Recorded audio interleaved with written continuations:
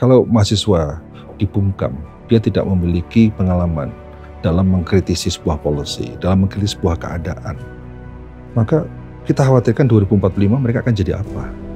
Model gerakan mahasiswa hari ini harus berbeda dengan tahun 70-an, tahun 60-an. Perlu reform gerakan kemahasiswaan itu karena era sudah berubah. Kalau kita tidak membekali mahasiswa dengan mental untuk menjadi seorang pembelajar sejati, maka dia akan sulit untuk beradaptasi terhadap perubahan. Mengapa hutan rusak? Kan bukan alam yang merusak kan? Tapi kan ini ada, dan juga bukan masyarakat yang merusak. Tapi di situ terlibat capital, terlibat korporasi besar. Jadi oleh karena itu kita selalu melihat bahwa fenomena ekonomi politik ini berdampak terhadap lingkungan secara serius.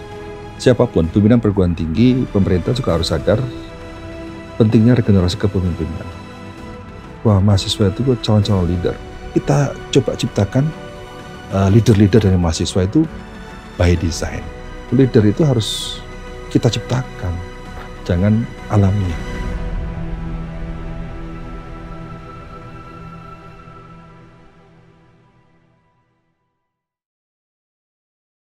Rekan-rekan Chronicles, pada hari ini saya bukan hanya senang tapi berbangga, dan akan saya sebutkan nanti kenapa berbangga, karena hadir di depan saya Profesor Arief Satria, Rektor dari IPB, Institut Pertanian Bogor atau IPB University, ya Pak ya namanya. Dan kita akan berbincang-bincang banyak tentang political ekologi, tentang dunia riset, dunia pendidikan tinggi, dan masalah-masalah praktis yang kita sedang hadapi sekarang. Profesor Arief Satria, senang bertemu kembali. Terima kasih, Mas Bagus. Terima kasih. Dan Prof. Arief, kita akan banyak berdiskusi ke depan sebelum nanti saya jelaskan ke rekan-rekan latar belakang dari Prof. Arief Satria. Tapi yang banyak belum tahu adalah saya juga adjunct professor di Fakultas MIPA Institut Pertanian Bogor, dan Prof. Arief Satria yang menunjuk saya secara langsung. Terima kasih atas kesediaannya bergabung di IPB. Sangat-sangat berbangga hati, bersedia. Tapi saya mau tanya juga, kenapa Prof. Arief pada waktu itu menunjuk saya? Ya, semua orang tahu Mas Bagus ini diaspora yang sangat dahsyat. Diaspora yang sangat inspiratif, yang sangat produktif, dan tentu ini bisa menjadi sumber inspirasi baru buat IPB. IPB butuh energi baru untuk terus berkembang, adaptif terhadap perubahan, dan yang paling penting lagi kan supaya kita lebih well informed ya terhadap situasi global, di mana Mas Bagus lebih involved terhadap situasi yang ada saat ini. Betul, banyak yang belum tahu ya, perjalanan akademik saya pada waktu itu 2018, saya baru 1 tahun masuk sebagai tenor akademik di Nottingham, dan bahwa IPB itu adalah kali pertama saya bersentuhan langsung dengan institusi perguruan tinggi Indonesia. Walaupun saya bukan lulusan dari IPB, saya lulusan dari ITB, gitu ya.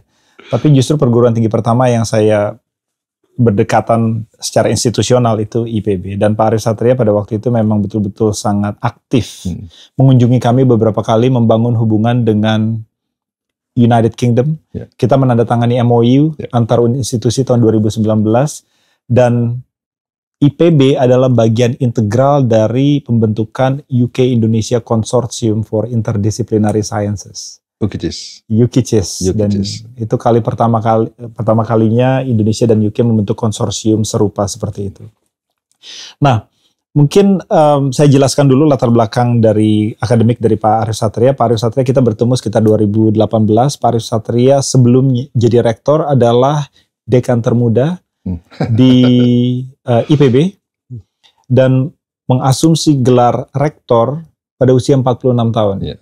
Dan itu saya mulai mendapatkan ini masalah eksistensial sekarang karena udah dekat-dekat ke situ tuh Pak. Belum jadi rektor gitu. Tapi ke guru besaran Prof. Arief itu ada di bidang political ecology. Is that right? Ya. Nah, banyak mungkin yang belum tahu karena dua terms itu adalah terms yang secara independen dapat berdiri sendiri begitu ya, politics dan ekologi. Kalau boleh dijelaskan untuk pendengar Chronicles, apa arti dari political ecology dan jalur Prof. Arief masuk ke dalam domain itu? Ya, ini kan jalur yang pada saat itu belum banyak orang tertarik. Ini jalur yang mencoba untuk melihat fenomena perubahan lingkungan dalam perspektif sosial politik. dalam perspektif ekonomi politik. Jadi sebenarnya ekologi politik itu adalah ekonomi politik untuk lingkungan. Jadi bagaimana perubahan sosial politik berdampak kepada perubahan lingkungan, dan bagaimana perubahan lingkungan juga bisa berdampak kepada perubahan sosial politik. Jadi saya kira interaksi sistem alam dan sistem sosial itu berinteraksi.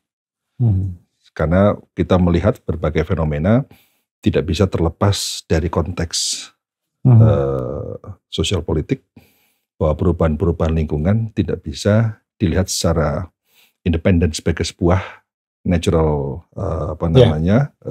fenomena ya, tapi ini juga merupakan bagian dari fenomena ekonomi politik. Jadi misalnya kalau kita lihat bahwa mengapa hutan rusak, kan bukan alam yang merusak kan, tapi kan ini ada, dan juga bukan masyarakat yang merusak, tapi di situ terlibat capital, terlibat korporasi besar. Nah, jadi memang, dan itu bisa terjadi karena apa? Karena biasanya tidak mungkin hanya berdiri sendiri, tapi harus aliansi antara kapitalis dengan orang yang punya power. Jadi oleh karena itu kita selalu melihat bahwa fenomena ekonomi politik ini berdampak terhadap lingkungan secara serius. Ya memang dari level internasional pun segala hal yang berhubungan dengan ekologi sangat punya implikasi di dalam dunia politik, bahkan geopolitik. Segala hal yang turunannya bisa dirasakan di segi ekonomi, cara orang bermigrasi, bahkan konteks sosial pun sangat dipengaruhi oleh masalah-masalah ekologis. Dan Indonesia punya masalah yang unik, Prof. Arief ya. Jadi masalah hutan tadi Prof. Arief naikkan isunya, juga masalah yang Indonesia sangat concern di situ, hutan tropis, hutan gambut dan lain sebagainya. Dan Indonesia itu juga punya masalah di dalam apa yang disebut ketersediaan energi berkesinambungan. Itu saya pernah lihat salah satu podcast yang menghadirkan Prof. Arief yang membahas masalah sawit sebagai feasible alternative to provide biodiesel. Ya, kita tahu bahwa biodiesel adalah alternatif yang bagus karena ketika digunakan sebagai bahan bakar tidak menciptakan karbon dioksida yang baru. Seperti itu. Tapi kalau saya boleh polemisasi sedikit, ya tentu sawit ini kontensius secara isu karena banyak dibahas di luar negeri. Karena dalam penanamannya sebagai monokultur itu marak mengorbankan hutan atau hal-hal yang lain. Pertanyaan saya adalah, bagaimana Indonesia seharusnya menyikapi, atau adakah ukuran yang bisa menjadikan Indonesia menjustifikasi penggunaan palm oil based biodiesels? Sedangkan di saat yang bersamaan, kita lihat ada misalnya sekitar 1,6 sampai 2 juta hektar estimasi penggunaan hutan gambut sebagai tempat penanaman palm sawit. Hutan gambut itu sendiri adalah carbon sink yang sangat besar, yang kalau dikeringkan, bahkan dikeringkan dengan dibakar, itu melepaskan karbon dioksida yang bisa tidak meng-offset segala keuntungan dari biodiesel itu sendiri. Can you comment on that? Ya, saya kira sawit ini kan salah satu potensi untuk food dan juga untuk biodiesel. 17 juta hektar kita miliki, dan memang ini menjadi isu yang sangat sensitif secara ekologis maupun secara politik internasional. Secara ekologis memang ketika hutan-hutan produktif terkonversi menjadi sawit, ada problem biodiversity loss yang menurut saya sangat serius. Oleh karena itu tentu sawit di satu sisi memang menjadi sumber devisa, tapi di sisi lain juga harus kita lihat menjadi salah satu sumber isu yang harus kita respons dengan wise, dengan bijak ya. Sehingga IPB berusaha untuk melakukan upaya research dengan Jerman pada waktu itu. Kita melakukan riset kolaboratif, long term research, untuk mencoba menunjukkan kepada dunia tentang sustainability di kebun sawit. Jadi, dan kita hasilnya kita undang para dubes 11 negara Uni Eropa untuk datang ke Jambi untuk menyaksikan bagaimana model-model pengolahan sawit secara sustainable. Ya. Jadi sebenarnya prinsip-prinsip sustainability ini yang menjadi acuan. Jadi kita tidak boleh menyalahkan sawit atau bukan sawit, tapi prinsip sustainability itu benar-benar diterapkan.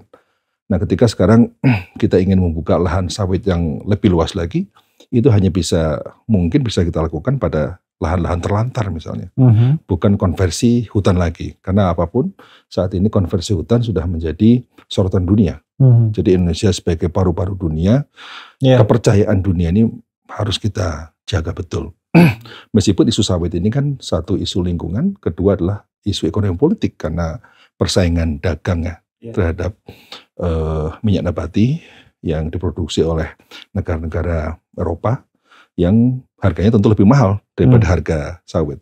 Jadi saya kira melihat sawit itu harus dalam konteks makro yang lebih komprehensif ya. Tidak parsial sehingga kita tidak mudah menyalahkan atau mengiyakan, tapi kita dudukkan, tapi perspektif sustainability itu menjadi hal yang harus kita kedepankan karena mencoba untuk melihat bagaimana ecological sustainability terjamin, bagaimana social sustainability terjamin, bagaimana economic sustainability terjamin. Jadi keseimbangan itulah titik optimum mana yang harus kita wujudkan. Iya, kalau saya boleh polemisasi sedikit, level diskusi tentang penanaman sawit di dalam masyarakat yang kalau kita baca dari media populer atau televisi begitu, itu tidak sedetail itu, Pak. Oh iya, kita gunakan sawit aja, udah selesai gitu kan. Tapi masyarakat nggak tahu tentang bahwa IPB, nomor satu IPB is a very leading agricultural university in the world. Amongst the best atau mungkin bahkan salah satu yang terbaik atau bahkan yang terbaik di Departemen Agrikultur. Dan publik saya rasa masih banyak yang belum tahu bahwa ada diskusi sedalam itu yang Prof. Arief fasilitasi dengan Jerman, membahas secara kompleks utilisasi dari sawit tanpa mengorbankan sustainability segala macam. Apakah diskursus yang IPB Pak Arief lead di dalamnya, membahas sawit, membahas bagaimana membangun enterprise sawit dengan sustainable itu masuk atau bahkan dipertimbangkan dalam pembuatan kebijakan, sudah atau belum, atau ke depan harusnya bagaimana Pak? Ya tentu kita memang salah satu output dari riset kan policy advocacy, tidak hanya scientific publication, tapi itu menjadi dasar bagi advokasi kebijakan yang kita lakukan kepada pemerintah, agar pengolahan sawit ini benar-benar tidak hanya berorientasi pada pertumbuhan ekonomi ya, akan tapi juga memperhatikan aspek kelestarian lingkungan. Sehingga kita pun sekarang akhirnya menciptakan inovasi-inovasi seperti bagaimana menciptakan sebuah instrumen untuk bisa memonitor biodiversity di sawit. Ya. Jadi bagaimana monitoring biodiversity di sawit secara digital, ya kita bisa lihat, ya. Dan kemudian kita juga mengembangkan Presipalm, sebuah inovasi bagi kita untuk bisa pemupukan sawit itu bisa lebih efisien. Karena pemupukan yang semakin masif juga berdampak pada perubahan iklim. Tapi dengan adanya pemupukan lebih efisien, ya, lebih presisi, saya kira itu akan meminimalkan dampak lingkungan. Jadi dengan satelit kita bisa memonitor titik mana kekurangan P, kekurangan K, kekurangan N, karena kita hanya tahunya seluruh areal itu butuh porsi yang sama, padahal satu titik-titik lain beda. Nah, dengan algoritma tertentu kita bisa memotret di titik ini butuh K lebih besar, sini N besar, yang sini nggak perlu lagi, ini masih bagus. Jadi keragaman kebutuhan unsur hara pada lahan itu ini sangat tinggi, dan itu hanya bisa dilakukan dengan teknologi, nggak bisa. Jadi satu, kita harus hadir dengan inovasi-inovasi teknologi. Kemudian yang kedua, kita juga hadir dengan policy advokasi yang harus kita sampaikan kepada pemerintah tentang perlunya kehati-hatian dalam pengolahan sawit. Tapi pada saat yang sama, kita juga proaktif untuk bisa menyelesaikan berbagai persoalan food misalnya. Kami dengan PTPN 3 sekarang menginisiasi lahan sawit kita gunakan untuk produksi padi. Dengan padi koko yang kita hasilkan varietas IPB, kita coba untuk coba di lahan nggak terlalu besar ya, 20 hektar kemarin di Siak untuk eksperimen coba kita tanam di lahan permajaan sawit karena 4% lahan sawit yang 17 juta hektar itu setiap tahun harus diremajakan 4%. Jadi setiap tahun kita bisa memiliki lahan yang luasan lahan dari 400.000 hektar hampir sampai 1,2 juta hektar. Itu lahan yang luar biasa potensial. Jadi memang antara kebutuhan sawit untuk energi, sawit untuk pangan, tapi di satu sisi dengan adanya tadi memanfaatkan permajaan sawit untuk padi lahan kering itu menjadi salah satu solusi untuk pangan. Jadi ekstensifikasi tidak semata-mata bermakna kita harus buka lahan baru, tapi kita coba manfaatkan lahan yang ada. Yang selama ini tidak kita gunakan untuk apa-apa gitu. Sistem monitoring seperti ini untuk memonitor biodiversitas terkait utilisasi dari sawit, ini semua hal yang luar biasa kita dengar ya, bahwa perhitungannya itu sudah sampai sekonkret itu. Monitoring device seperti ini, itu seberapa masuk dalam pembuatan kebijakan yang sekarang? Ya, ini yang kita tawarkan kepada pemerintah. Baru ditawarkan? Ya, kami menawarkan banyak hal ya. Satu misalnya mekanisme untuk memprediksi kebakaran hutan 6 bulan sebelum kejadian. Jadi IPB punya instrumen untuk memprediksi 6 bulan ke depan di mana saja yang berpotensi terjadi kebakaran hutan. Dari level kekeringannya atau dari? Jadi kita mengkombinasikan antara kondisi tanah dengan climate ya, dengan iklim. Kemudian kita punya database data series yang cukup lengkap itu menjadi dasar bagi kita untuk memprediksi. Jadi itu memang dengan deep learning bisa kita lakukan prediksi bahwa di desa ini pada level desa, bukan lagi level kabupaten, level desa. Desa ini 6 bulan lagi hati-hati dan sebagainya. Itu kan sekarang sudah mulai diadopsi oleh Kementerian Kehutanan.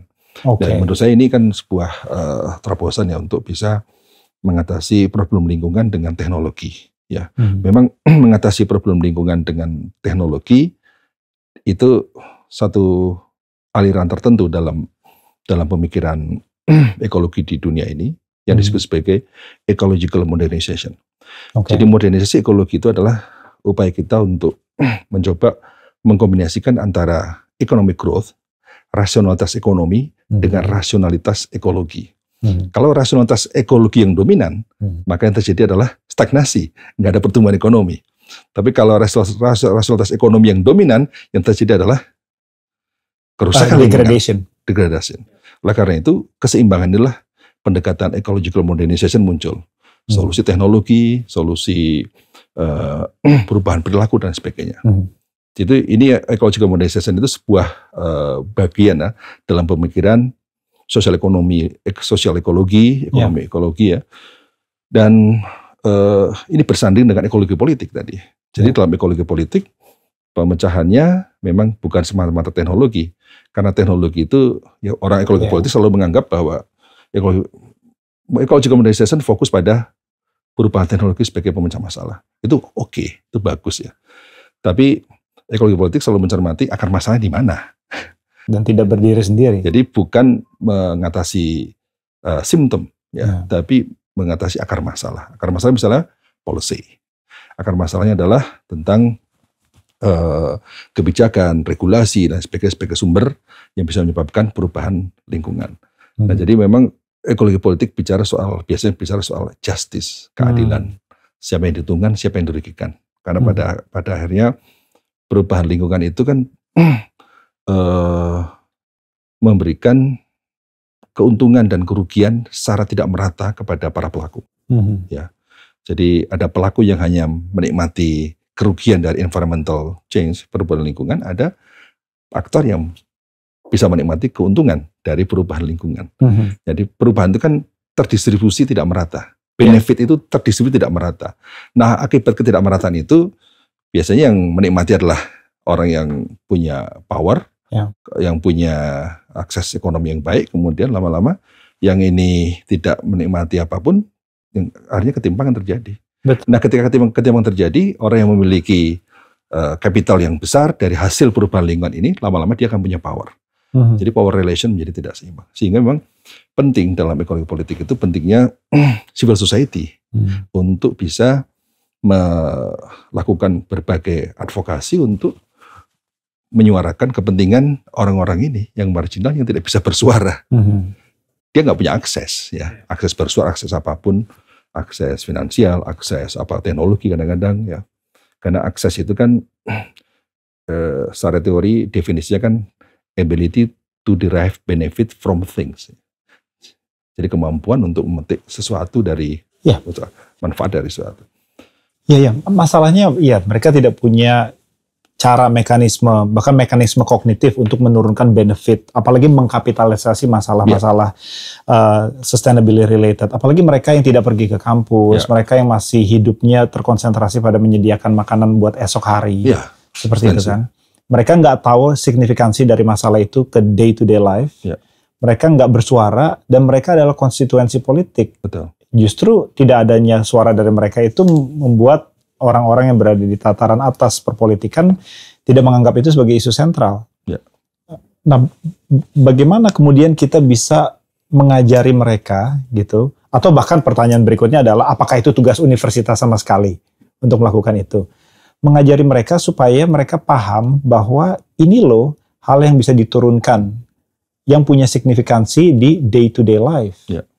Seperti apa tuh cara komunikasinya dari masalah ekologi ke masalah konstituensi politik yang sangat akan menderita, bahkan menderita pertama kali akan hal-hal yang bersifat perubahan seperti ini. Jadi memang shifting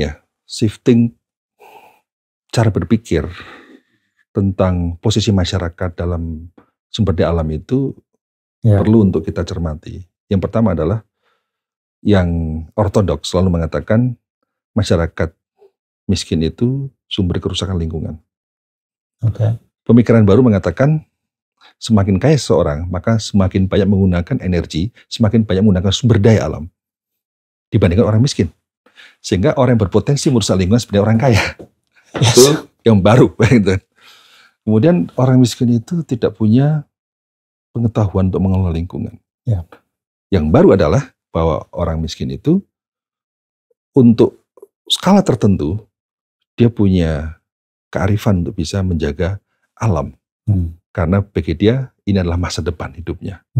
Dan saya sudah membuktikan bahwa, kebetulan saya fokus di political ecology untuk coastal, ya, untuk pesisir. Banyak praktek-praktek masyarakat miskin di desa yang dia berusaha untuk menjaga lautnya, karena dia masa depan dia. Sehingga dia, karena dia punya concern itu, maka dia muncul aturan main yang dia ciptakan. Banyak aturan main yang diciptakan karena berbasis pada local knowledge yang dia miliki. Dia concern, kemudian dia memiliki pengetahuan tentang bagaimana ekosistem yang ada di sekitar dia. Kemudian dia berusaha untuk membuat aturan. Nangkap ikannya kapan, ukurannya seperti apa yang boleh, apa yang tidak boleh, dan sebagainya. Itu contoh bagaimana masyarakat itu punya kearifan. Seperti misalnya contoh sasi di Maluku, ya. Ada sasi yang sukses, ada saksi yang mungkin gagal juga, ya, karena lama-lama kultur itu terdegradasi. Kemudian ada lagi di Lombok itu awik-awik, itu model aturan lokal yang mengelola untuk mengatasi kerusakan terumbu karang. Ada di Papua, sasi juga ada. Ada lagi di daerah Sulawesi Utara, Seke, dan kemudian. Jadi saya kira banyak variasi, ya, bagaimana masyarakat itu ketika mendapat kepercayaan untuk mengelola, dia bisa. Nah, pada tahun 2007 itu sudah mulai ada angin segar, karena pemerintah kemudian membuka mata bahwa pada prakteknya masyarakat itu, masyarakat adat, masyarakat miskin, masyarakat lokal, itu punya kemampuan untuk mengelola sumber daya. Sehingga perlu ada kepercayaan pada mereka, perlu didelegasikan. Ini yang terjadi di Jepang. Di Jepang itu hampir seluruh wilayah pesisir yang mengelola siapa? Masyarakat. Bukan dinas perikanan, bukan pemerintah. Tugas pemerintah apa? Infrastruktur, data.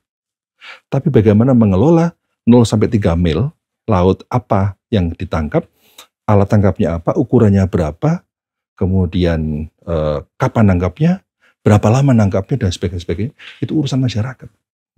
Jadi masyarakat benar-benar mendapatkan power untuk bisa mengelola pada taraf tertentu tadi, ya, saya katakan 0-3 mil, melalui koperasi. Jadi itu bukti bahwa devolusi pengelolaan perikanan di Jepang itu berhasil atas peran dari masyarakat secara langsung. Karena masyarakat, mengapa dia berhasil? Karena dia yakin masa depan anak cucunya tergantung pada bagaimana dia mengelola lautnya itu. Ya, karena ada kepemilikan di situ. Ada kepemilikan, dan itu diakui undang-undang. Undang-undang perikanan Jepang mengakui itu. Sejak tahun 1901.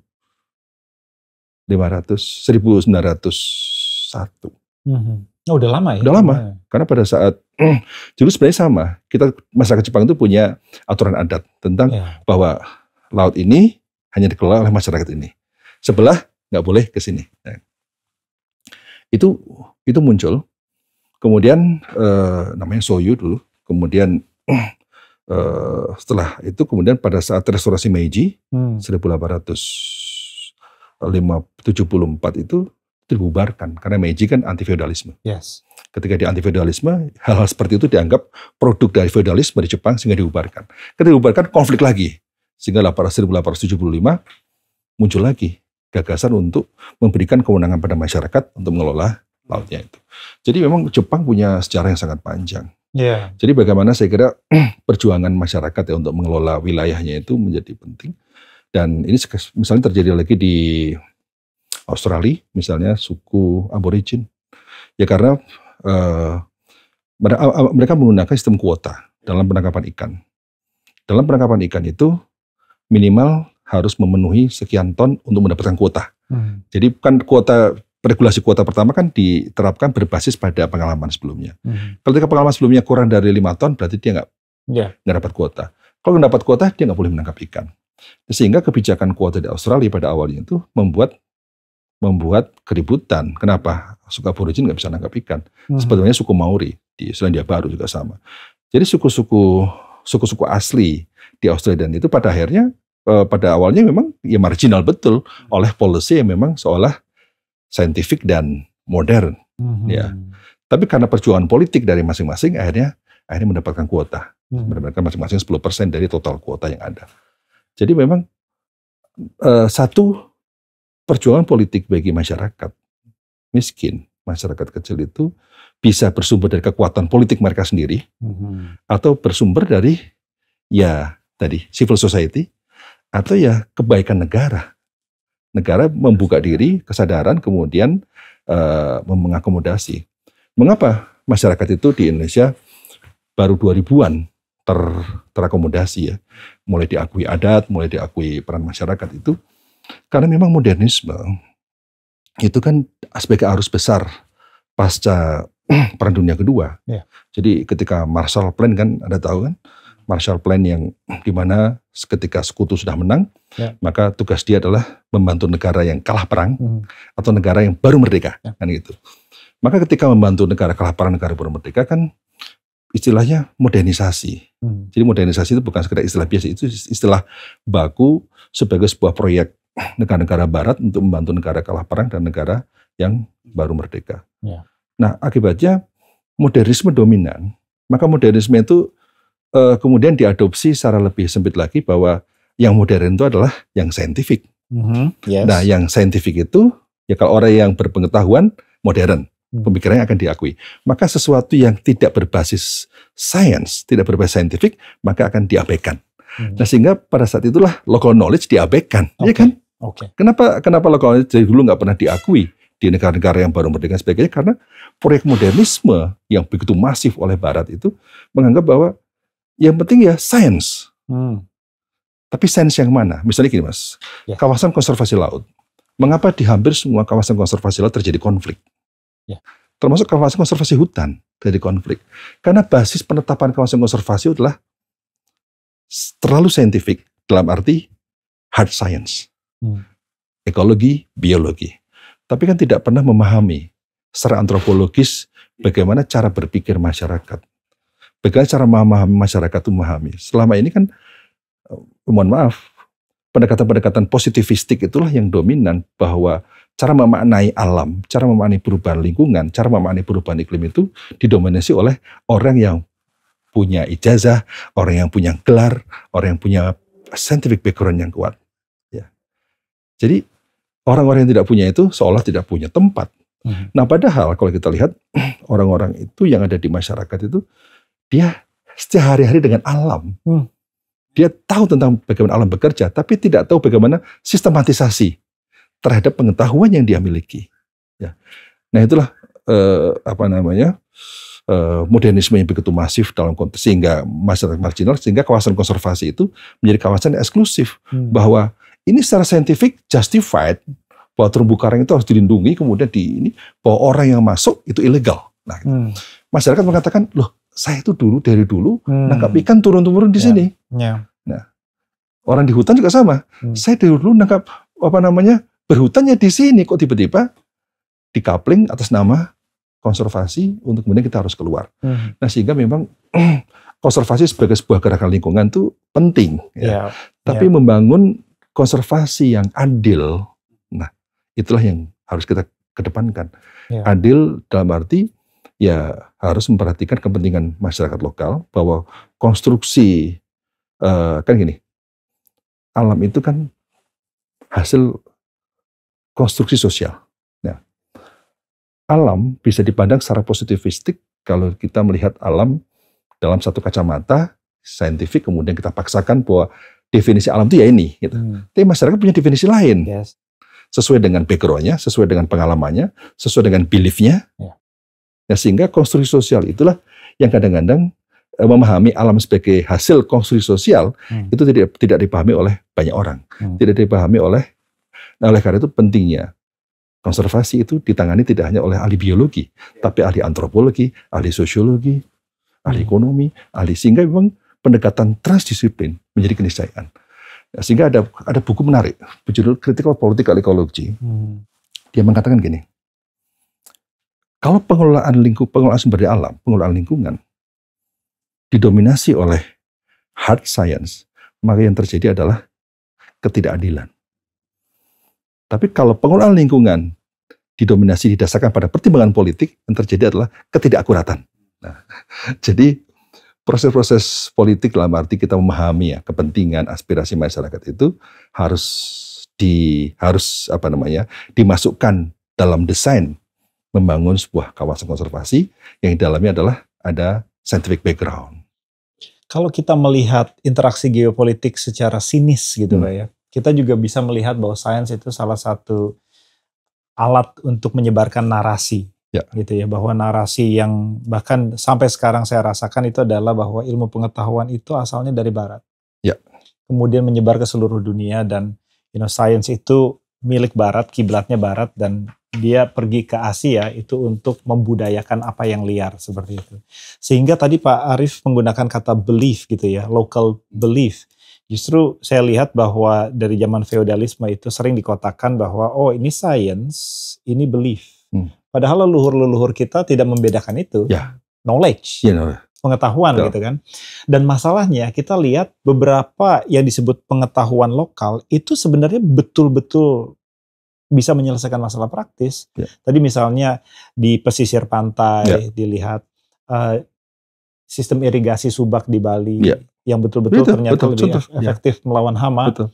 Cara bangunan-bangunan adat di Sunda menahan gempa bumi. Nah hal-hal seperti itu gitu ya. Maksudnya dalam satu hal Indonesia masih sedang merangkak naik untuk menempati posisi prestigius di dunia sains. Dalam hal yang lain dia juga harus menyikapi, dan konteksnya berbeda dengan Jepang sedikit, bahwa Indonesia jauh lebih kaya dari segi keragaman adat istiadat, maka local knowledge-nya pun sangat berbeda. Gitu. Dan Jepang you can argue lebih sempit. Sejarahnya pun juga lebih panjang. Mereka tidak mengalami penjajahan gitu ya kan. Nah, ini bagaimana caranya mengatur yang pas, resep yang pas?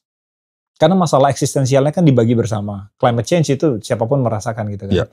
Nah, Indonesia jawabannya seperti apa untuk bernavigasi di antara science, local knowledge, apakah sudah bagus, kurang bagus, seperti apa Pak Arief?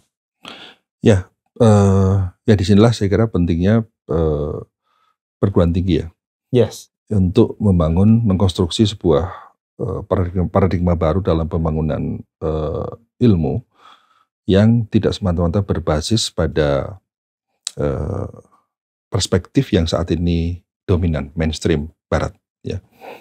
Jadi saya kembali soal tadi positivisme tadi. Jadi kita ini memiliki inferiority complex terhadap ilmuwan-ilmuwan Barat. Kita ini konsumen dari ilmu pengetahuan yang diproduksi oleh Barat. Kan sebenarnya ilmu teori itu kan dibangun dari asumsi kan. Dan asumsi itu dibangun dari realitas. Jadi ketika ilmu dibangun di Barat, kemudian berbasis pada realitas sana, mereka mengatakan bahwa ini adalah sesuatu yang universal yang bisa diterapkan dimanapun. Nah sekarang pendekatannya semakin lama semakin dikritik bahwa mestinya kita pun juga bisa untuk mengkonstruksi berbasis pada realitas kita sendiri. Yes. Jadi dalam konteks ilmu sosial misalnya, saya itu menjual batik ke Mas Bagus, kemudian melalui orang lain, melalui si X. X tolong jualin saya ke Bagus. Dalam teori-teori ekonomi klasik, betapa nggak efisien saya. Saya kenal Mas Bagus, saya jual langsung, selesai. Saya dapat keuntungan lebih. Ya. Kemudian yang Mr. X ini kenal Pak Bagus, kenal saya. Dia tahu, Pak Arief, saya akan jual batik Anda ke Pak Bagus. Padahal rumah saya dengan Pak Bagus dekat, tapi ini lebih jauh. Kenapa saya nggak langsung? Itu pertanyaan saya ke ibu saya. Oke. Ibu saya punya usaha batik. Saya bilang, Bu, ketika saya baru belajar teori-teori ekonomi neoklasik, kenapa sih Bu? Kenapa harus melalui X? Kenapa nggak langsung kenal, deket lagi? Untung ibu lebih deket, lebih gede. Ibu saya bilang, kalau saya langsung, bagaimana anak-anak dia sekolah? Bagaimana dia hidup? Bagaimana? Jadi ternyata yang secara teori ekonomi bahwa ini biaya transaksinya lebih panjang, lebih tinggi. Cost transaksinya lebih tinggi, ya. Biaya transaksi lebih tinggi, tidak efisien, tapi ada value lain. Ya. Tidak ada value lain, tapi ada value lain yang penting, yang itu tidak dipahami oleh teori-teori ekonomi. Nah, sekarang sudah muncul give economy. Ya, sekarang pendekatan-pendekatan yang berbasis pada value itu sudah mulai diangkat menjadi sebuah pendekatan formal. Nah, tapi yang bisa mendefinisikan itu kan lagi orang Barat, betul, bukan orang kita, nah, gitu loh. Jadi kan praktek yang berbasis pada budaya seperti itu kan mesti realitas yang ada di Indonesia, ilmuwan Indonesia mestinya bisa menggali itu. Nah, mengapa saya fokus pada bagaimana riset saya fokusnya adalah pada community based management di fisheries, di coastal. Kenapa? Saya tidak ingin kedahuluan oleh orang-orang Barat yang menggali teori, menggali tentang kearifan lokal, tentang local knowledge di masyarakat pesisir, itu harus orang Indonesia. Sehingga saya banyak riset melakukan itu. Sehingga saya punya buku di Springer, judulnya Pre-Existing Management System in Southeast Asia. Jadi bagaimana saya memotret pengalaman-pengalaman negara-negara masyarakat nelayan ASEAN mengelola sumber daya airnya.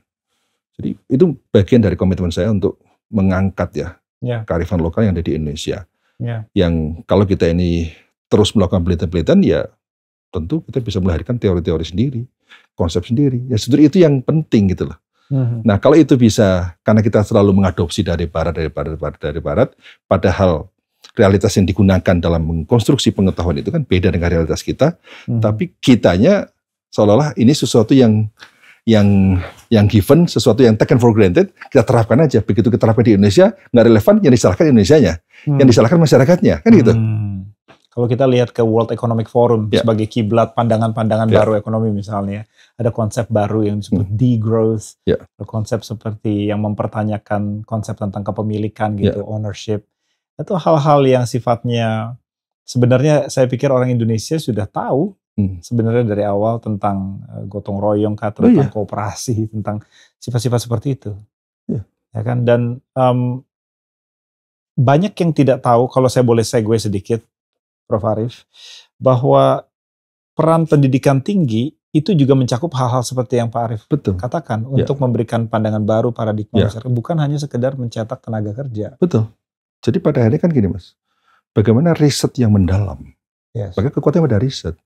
Kalau kita fokus pada riset mendalam, kemudian fokus pada bagaimana merekonstruksi teori-teori baru, merekonstruksi konsep-konsep baru, Kalau itu menjadi sesuatu yang established, itu menjadi basis bagi policy.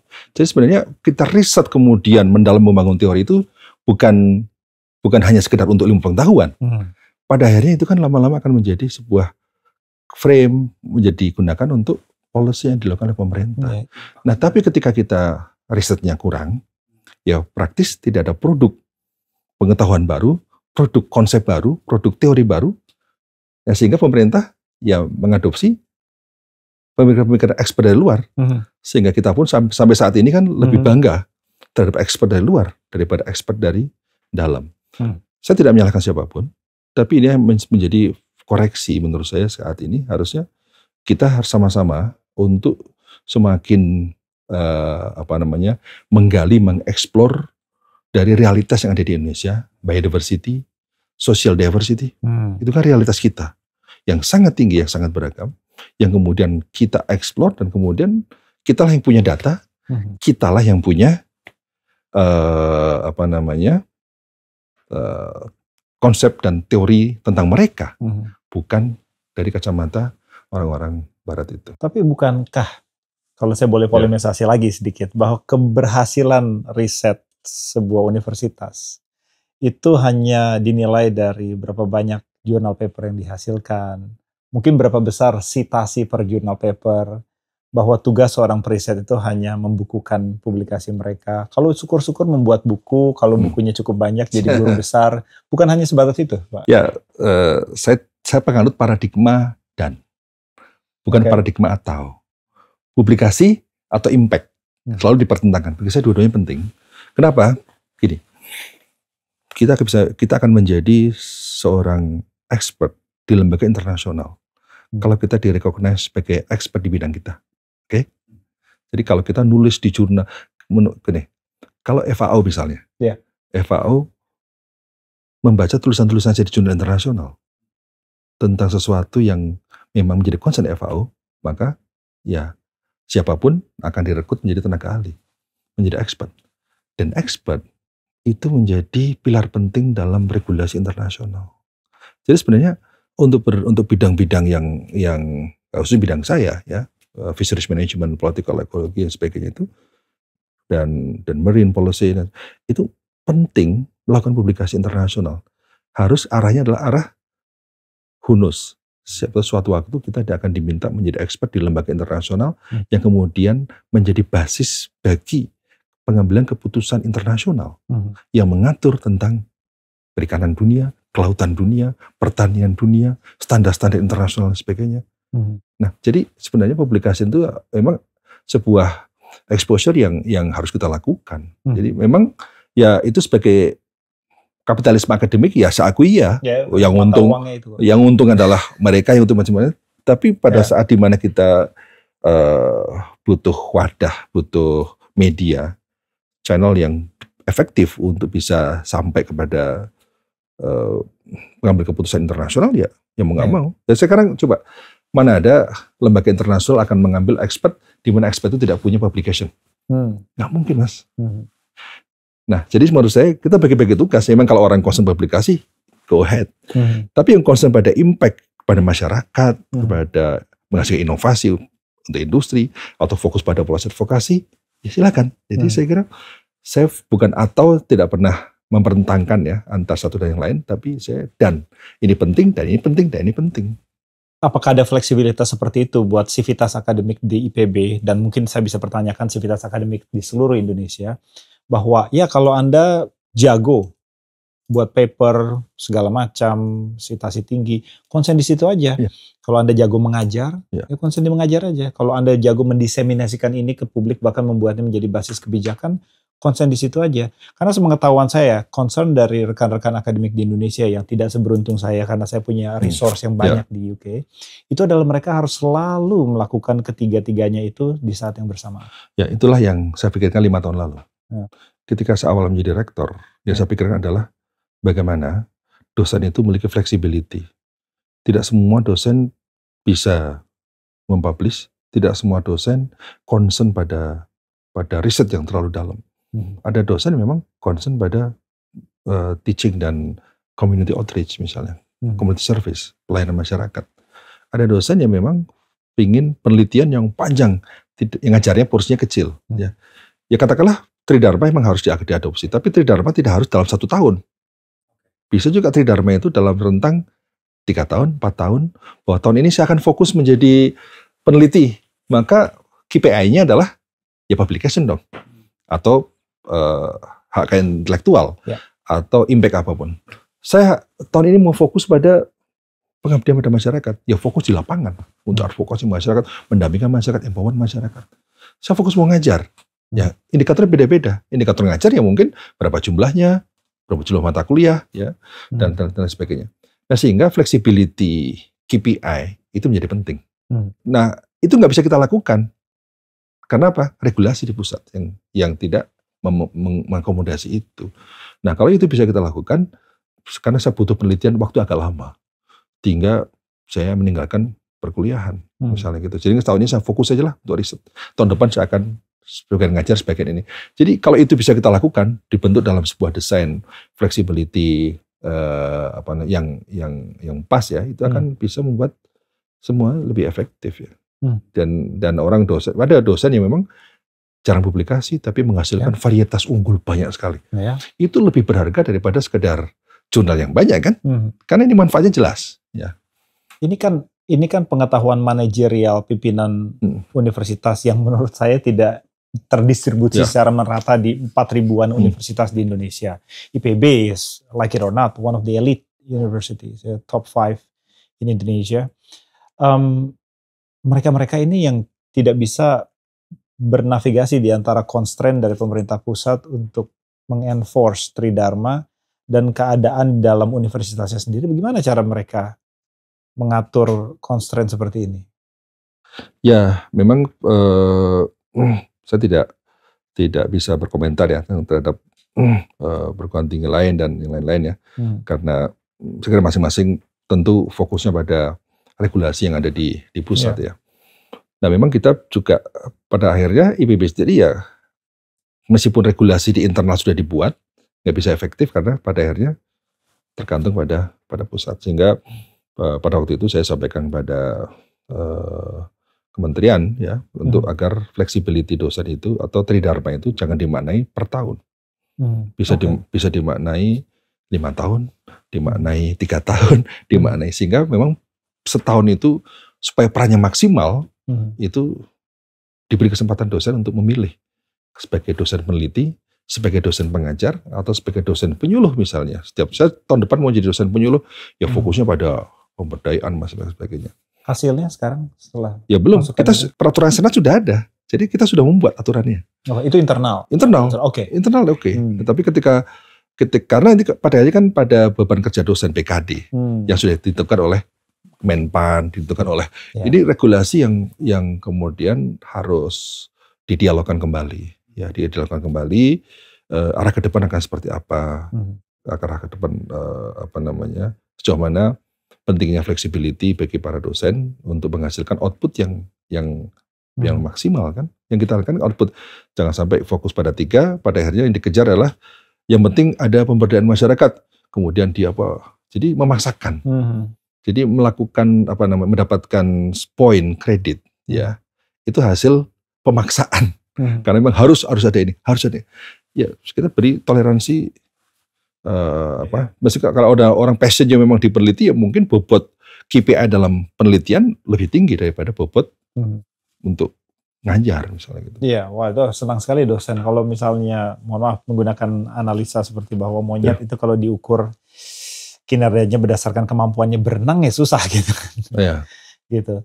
IPB itu salah satu yang mungkin saya pernah dengar sebagai warna IPB menurut Pak Arief itu harus menjadi techno-socio-entrepreneurial university. Entrepreneurial itu kan hal yang belum orang banyak mengerti. Kenapa universitas harus memiliki entrepreneurial spirit? Bisa dielaborasi kira-kira maksudnya? Jadi kita fokus, kita punya visi sudah tertulis sebagai Techno-Socio-Entrepreneurial University. Mungkin bahasa lebih singkat, Innopreneur University. Jadi sebuah kewirausahaan berbasis pada inovasi. Memang ada dua track ya, ada dua jalur ya. Pertama adalah yang disebut sebagai Technopreneurship, bagaimana mengutilisasi inovasi untuk kepentingan usaha. Yang kedua adalah socialpreneurship. Bagaimana mengutilisasi inovasi untuk kepentingan sosial, social enterprise. Ya. Nah, dua-dua ini penting. Sehingga kita menggunakan teknososio, bukan tekno, bukan sosio, dua-duanya penting. Mengapa ini penting? Jadi gini Mas, research university, ya kan dari mulai teaching university awalnya kan, kemudian berkembang menjadi research university. Yeah. Tapi research university dikritik, dianggap tidak menyelesaikan masalah di luar kampus, karena risetnya tidak impactful. Nah oleh karena itu, entrepreneurship itu menjadi penting untuk bisa mendayagunakan hasil riset. Jadi prasyarat untuk sampai ke sana harus riset. Jadi kalau nggak punya kultur riset, bagaimana kita mau menghasilkan inovasi yang ditawarkan pada masyarakat, menghasilkan invensi yang ditawarkan pada masyarakat. Jadi menurut saya letak entrepreneurship ini terletak pada bagaimana kita mampu untuk mengkapitalisasi inovasi hasil riset untuk value creation, nah, untuk impact. Jadi fokusnya pada impact. Kita ya orang mengatakan bahwa ya mestinya perguruan tinggi tidak berbisnis. Kita bukan soal bisnis nggak bisnis. Ini soal value creation. Di masyarakat apa yang bisa kita hasilkan dari hasil riset kita. Nah alhamdulillah IPB sudah ada di 6.600 desa di Indonesia. Sekarang ini 5 tahun terakhir. Artinya 6,9%. Produknya sudah ada di situ. Kita sudah menyentuh desa-desa itu. Okay. Dengan aneka program. Misalnya program One Village, One CEO. Itu program yang sudah ada di 800 desa di Indonesia. Kerjasama dengan Astra dan berbagai korporasi. Siapa CEO? CEO adalah mahasiswa tingkat akhir atau mahasiswa baru lulus. Mereka ke desa, kemudian tugasnya mendiseminasi inovasi, buka pasar, bekerjasama dengan masyarakat desa untuk membuat bisnis orang desa semakin baik, kan gitu. Alhamdulillah dari mereka sebagian sudah ekspor. Ada ekspor ke kopi di Garut, sudah ekspor ke 8 negara. Pupuk kompos sudah diekspor ke 8 negara. Pemodalannya difasilitasi gitu? Iya. Okay. Jadi akhirnya mereka kan bermitra dengan banyak pihak dan kemudian mengekspor ke berbagai negara. Jadi sebenarnya masyarakat itu kalau kita dampingi dengan baik, bisa. Nah sekarang kita pun juga sama. Kita punya 50, begini, itu masyarakat di 800 desa ya. Kita juga punya program untuk memberdayakan masyarakat lingkar kampus. Jadi untuk pertanian organik, itu sesuatu yang masih penting untuk kita promosikan terus. Masyarakat lingkar kampus itu belajar ke IPB, benih kita siapkan, beli dari IPB, teknik budidaya, ada technical assistant dari IPB, hasilnya kita beli. Dari kita beli, kita packing, kemudian kita pasarkan ke sekitar 54 supermarket di Jabodetabek. Jadi supermarket di berbagai wilayah di Jakarta, sebagian dari IPB. Nah itu kan bagian dari hasil inovasi kita, hasil riset kita jadi invensi jadi inovasi karena apa? Karena masyarakat sudah menggunakan. Nah, seperti pepaya Kalina, Anda mengenal pepaya California. Ya kan California itu kan namanya Kalina. California kan Kalina nggak laku-laku Mas, jadi diganti California, laku keras itu. Jadi padahal di California nggak ada pepaya. Itu kan masalah branding aja. Tapi mas poinnya adalah bahwa kita memang bagaimana hasil dari riset ini harus impactful. Satu untuk masyarakat ya, tadi ekonomi skala kecil. Tapi pada saat yang sama juga impactful tentu bagi sustainability, bagi lingkungan ya, dengan temuan-temuan tadi bagaimana kita memantau konversi lahan melalui satelit, memantau kebakaran hutan dan sebagainya. Tapi ada juga untuk industri dengan inovasi-inovasi produk yang kita miliki. Nah, jadi tugas saya saat sebagai rektor ya tentu bukan hanya sekedar kita kan juga sebagai marketer, pemasar, saya harus mempromosikan produk-produk yang kami miliki ya, sehingga kita bangun Science Technopark sebagai jembatan. Makanya itulah the Valley of Death yang saat ini menjadi fenomena ya di dunia, bahwa perguruan tinggi itu tidak bisa berhubungan dengan industri, itu harus kita patahkan. Oke, sebelum ke situ mungkin banyak yang belum tahu ya bahwa salah satu tujuan saya angkat entrepreneurship dalam konteks cara pandang IPB melihat dirinya sendiri itu karena masalah jembatan antara inovasi dengan entrepreneurship itu jembatan yang sangat panjang itu sangat jauh, bahkan ada valley of death gitu ya. Sebagai gambaran buat yang mendengarkan bahwa masalah menjembatani riset dengan inovasi atau bahkan inovasi dan entrepreneurship itu bukan masalah yang hanya dihadapi di Indonesia. Di UK pun sedang garuk-garuk kepala bagaimana caranya agar universitas itu bisa melakukan inovasi, apalagi inovasi yang berhasil di pasar. Seperti itu. Karena masalahnya adalah bagaimana kalau di UK, mungkin di Indonesia juga pernah dengar gitu ya, bahwa barang riset itu bisa dibagi menjadi beberapa kategori, teknologi readiness level, berapa siap secara teknologi, barang atau konsep itu bisa diaplikasikan di dalam pasar. Kalau baru sekitar semacam konsep yang ditulis di atas kertas itu teknologi readiness level 1. Terus sampai di level belasan atau bahkan sampai bisa di massal produce gitu ya, itu panjang sekali. Dan masalahnya bukan hanya masalah teknologi, tapi masalah pendanaan. Prof. Aris bilang ada valley of death. Oke, nomor satu, without borrowing your words, bisa nggak dijelaskan bahwa implikasi valley of death terhadap kesediaan pendanaan dengan riset, dengan pasar itu sebenarnya konsepnya seperti apa, Pak?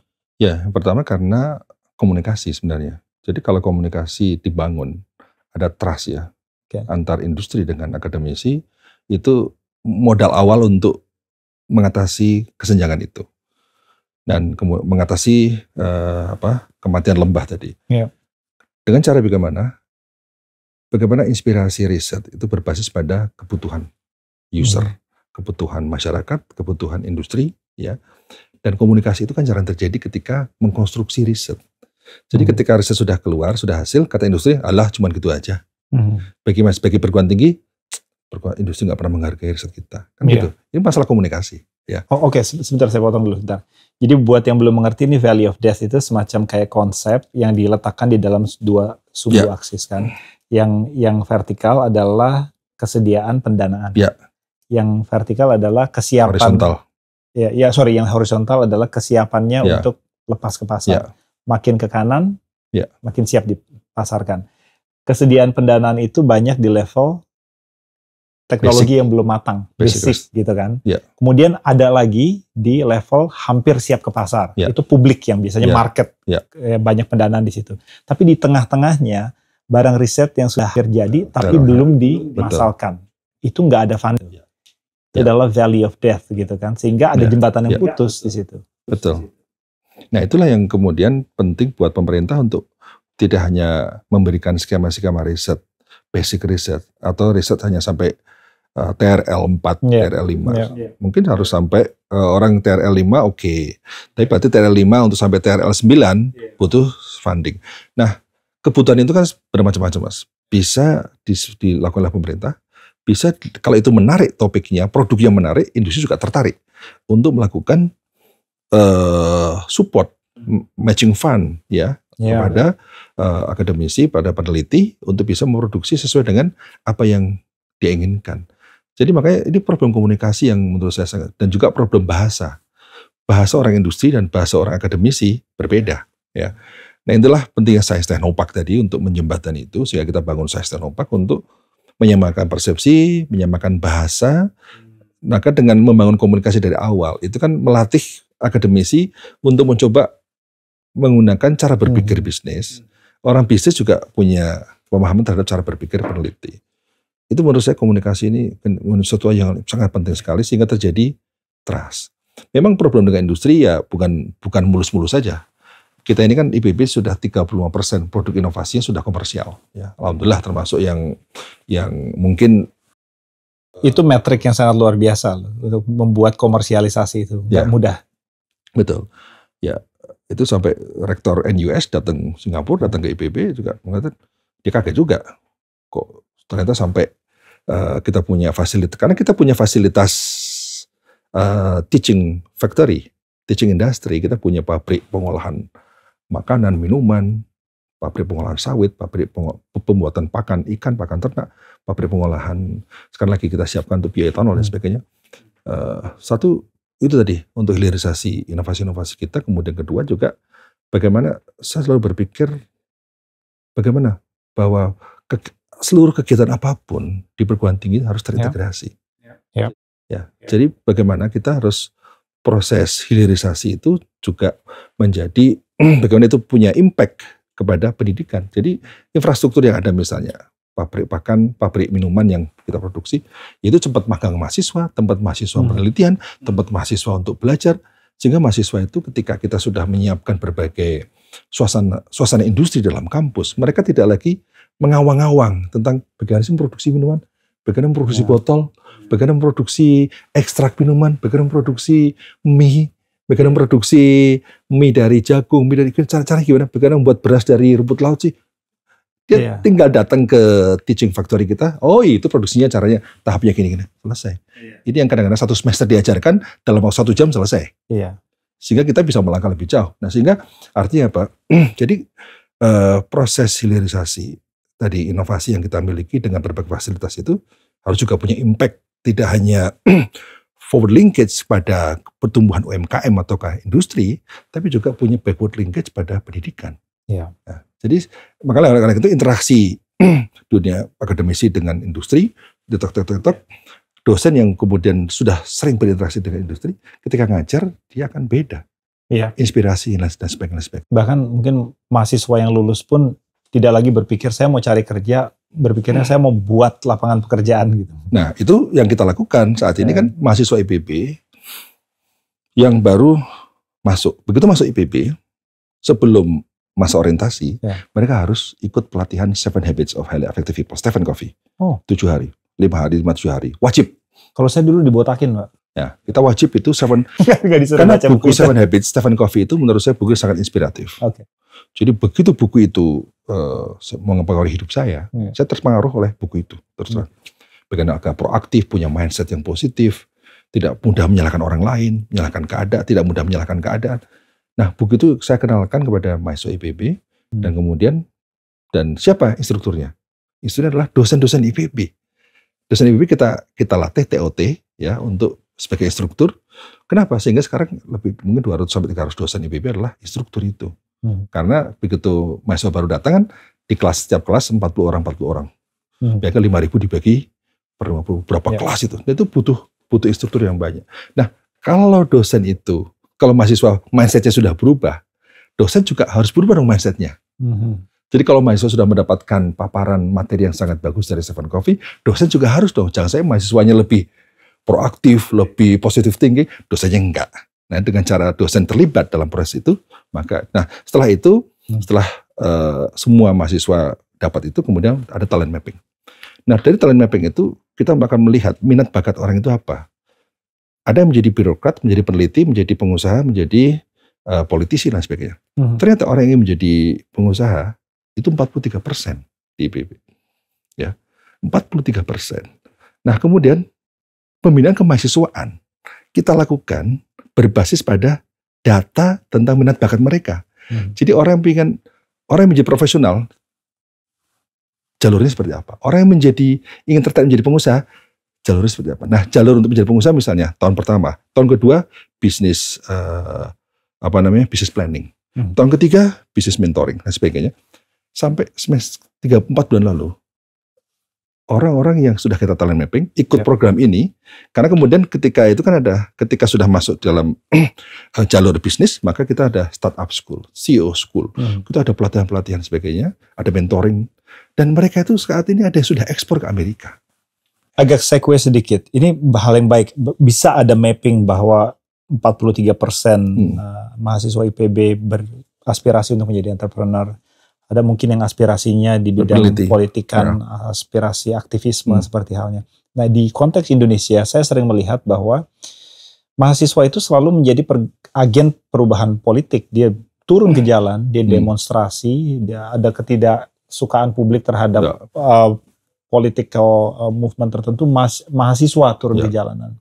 Seharusnya kalau di UK itu mahasiswa nggak di UK juga sih. Ini idealnya, kita bicara idealnya. Harusnya tuh perdebatan politik itu adanya di ruang kelas, adanya di dalam universitas. Nggak boleh setiap hari ada pergolakan politik, mahasiswa turun ke jalan. Berarti ada sesuatu yang nggak benar di situ. Bagaimana pendapat Prof. Arief tentang peran mahasiswa dalam aktivisme di konteks politik?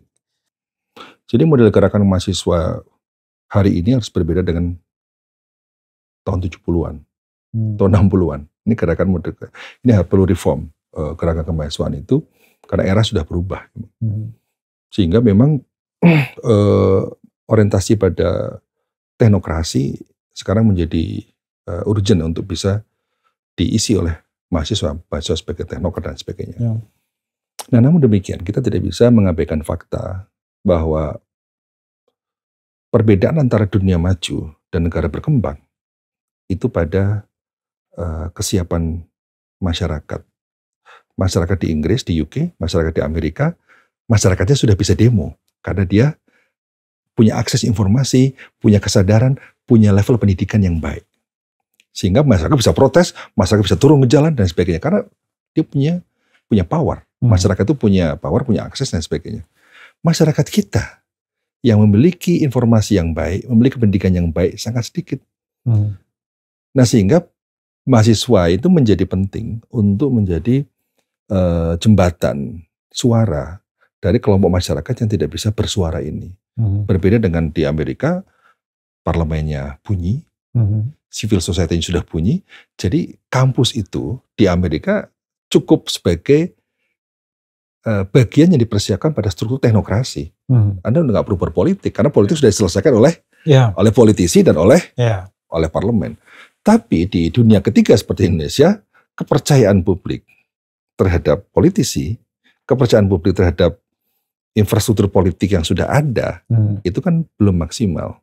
Betul. Itu problemnya. Nah, sehingga memang civil society, khususnya kampus, suaranya masih sangat diperlukan untuk bisa ikut dalam mewarnai proses demokratisasi di Indonesia. Karena apa? Kalau khusus mahasiswa tidak ada interest, ya, mahasiswa tidak ada kepentingan. Bersuara apapun dia tidak ada interest dan tidak ada kepentingan. Menurut saya, yang saya jarangkan pada mahasiswa adalah demo boleh, tapi demo itu bukan menu. Dipilih. Demo itu bumbu. Jadi kalau memang terpaksa ya demo. Tapi Anda yang paling elegan adalah datang ke kementerian, datang ke DPR, datang ke ini, dialog, membawa aspirasi, membawa macam-macam.